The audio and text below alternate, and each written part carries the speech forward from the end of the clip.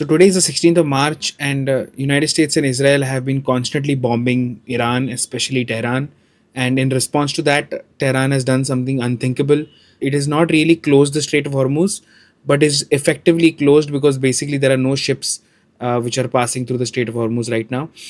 It is so dangerous that the traffic through the Strait of Hormuz has dropped by 95%. We are currently seeing one of the largest disruptions in global energy in history.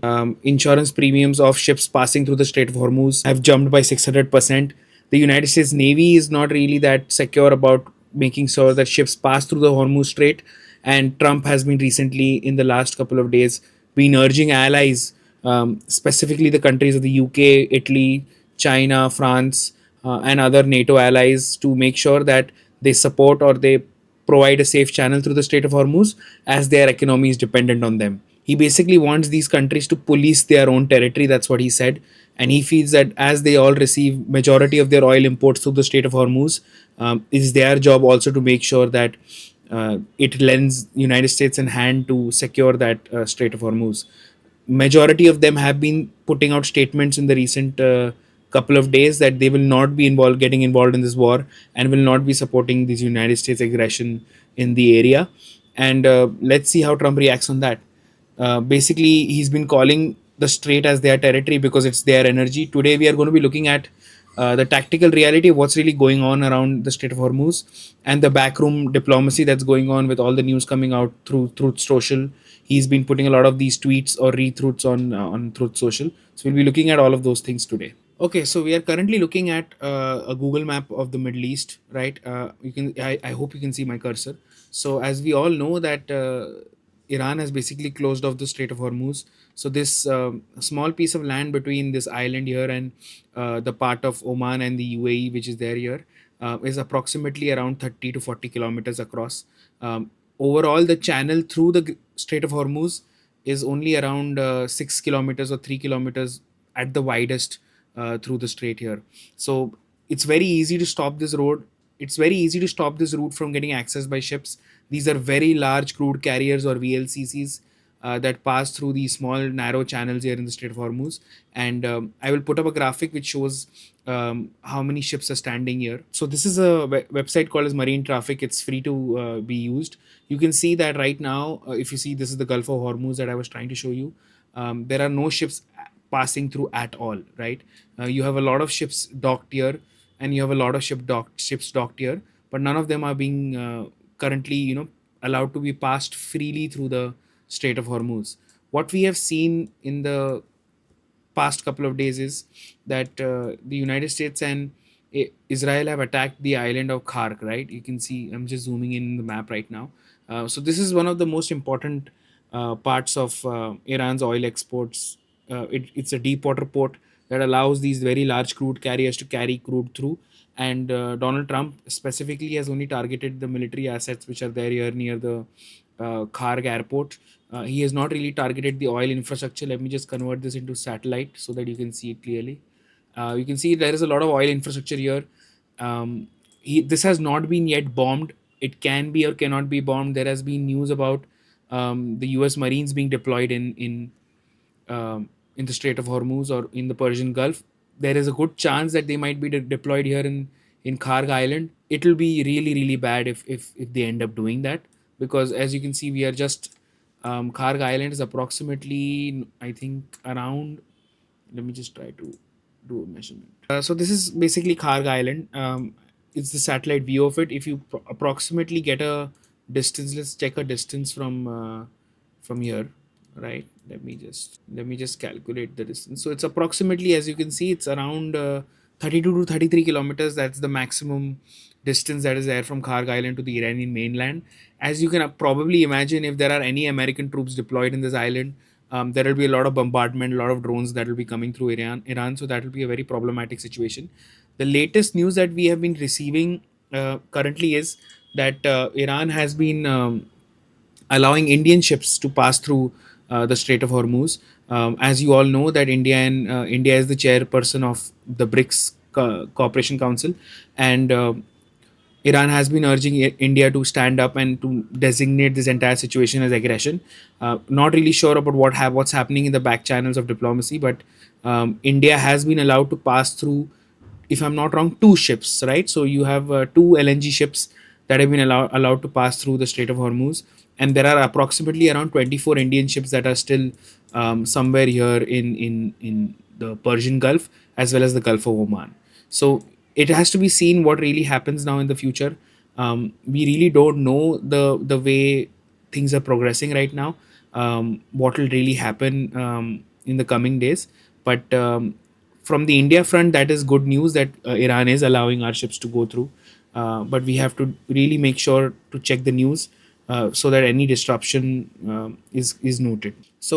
Um, so as you can see, it's basically the jugular artery of the world.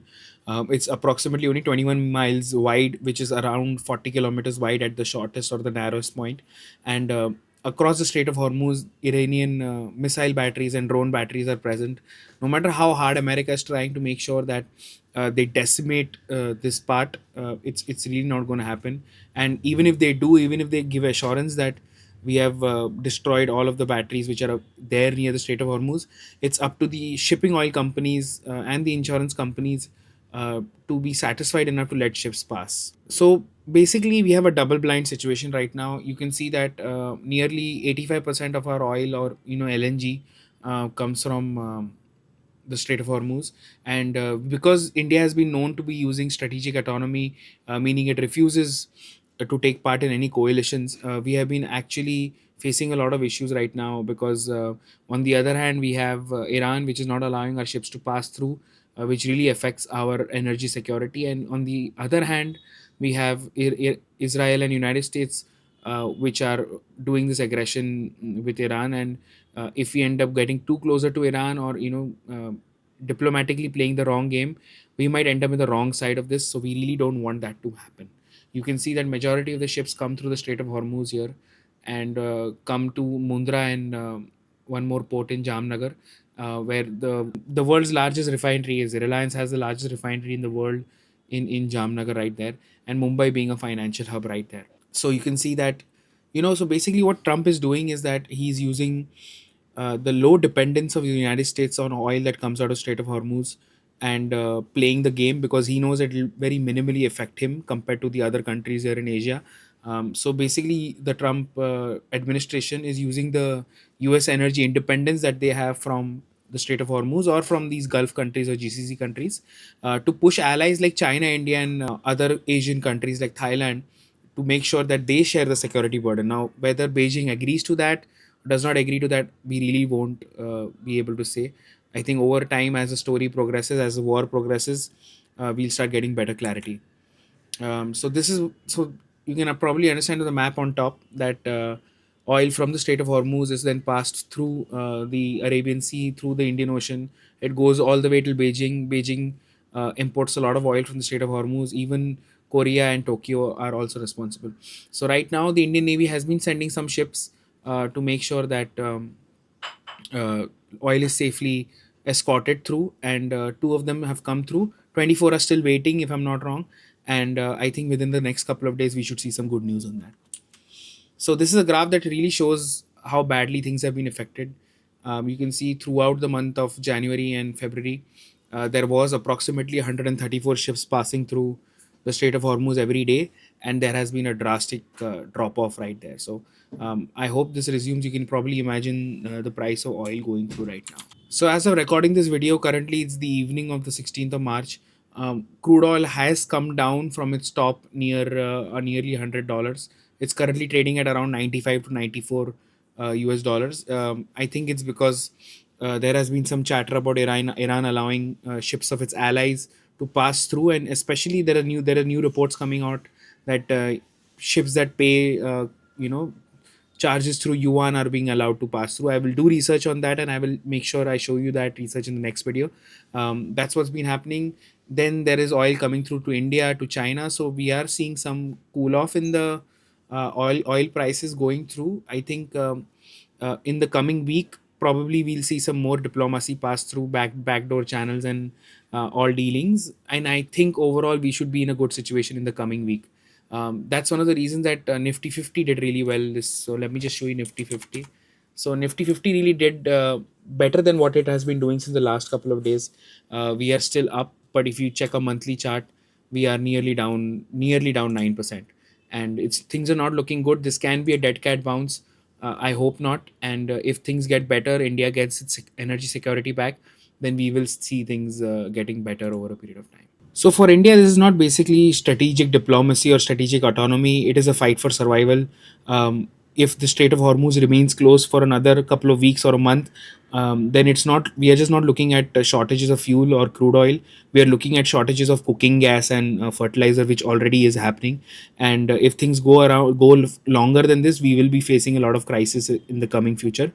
So for concluding this video, I would like to very clearly say that Trump has been pressuring countries in the world to send their navies to pay a tax per se, so that their ships can pass through the Strait of Hormuz clearly without any kind of damages or fuss.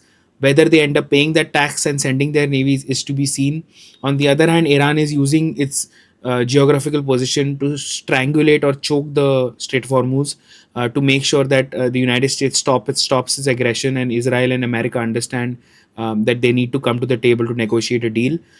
We don't really know who's going to win or whose bet is going to win, but in a month's time, if oil remains above $105 or $100 and we see prices rising, someone's going to lose that bet. So I hope you enjoyed today's video. I'm Mukund, and I hope you like the content. I will be trying to put at least four videos a week, so make sure to stay tuned for that. I'm Mukund, and stay safe, everyone.